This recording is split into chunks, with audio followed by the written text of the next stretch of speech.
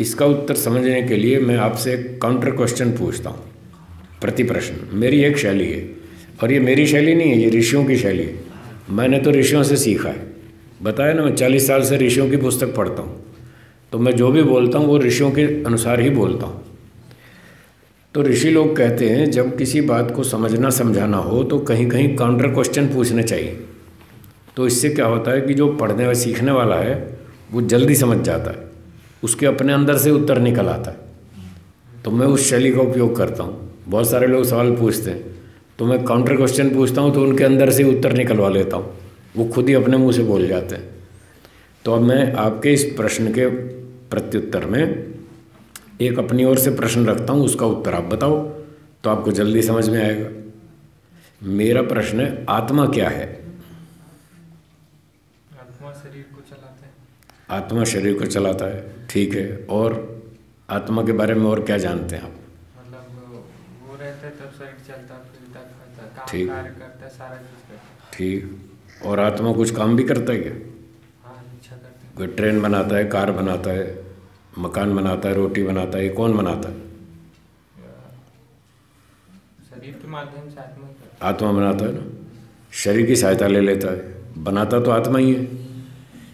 क्योंकि इन सब चीज़ों को बनाने में साइंस और टेक्नोलॉजी चाहिए, ज्ञान विज्ञान चाहिए। और ज्ञान गुण किस में है?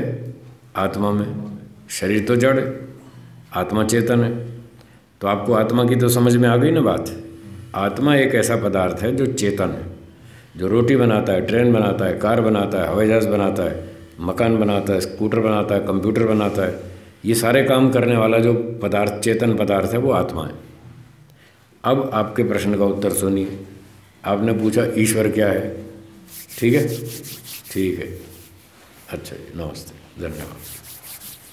तो आपने पूछा ईश्वर क्या है, तो इसका उत्तर है जो सृष्टि को बनाता है, सूर्य को बनाता है, जो पृथ्वी को बनाता है, जो प्राणियों के शरीर बनाता है, जो वृक्ष वनस्पति बनाता है, जो सबके कर्मों का हिसाब रखता है, वो चेतन पदार्थ परमात्मा है।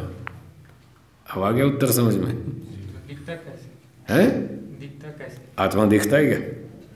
तो ईश्वर भी नहीं दिखता, कोई भी नहीं दिखता दोनों में से। तो समाधि अवस्था में प्रत्यक्ष अनुभूति होती है। अनुभव करता हाँ, अनुभूति होती है। अनुभूति किससे होती है? गुणों के माध्यम से।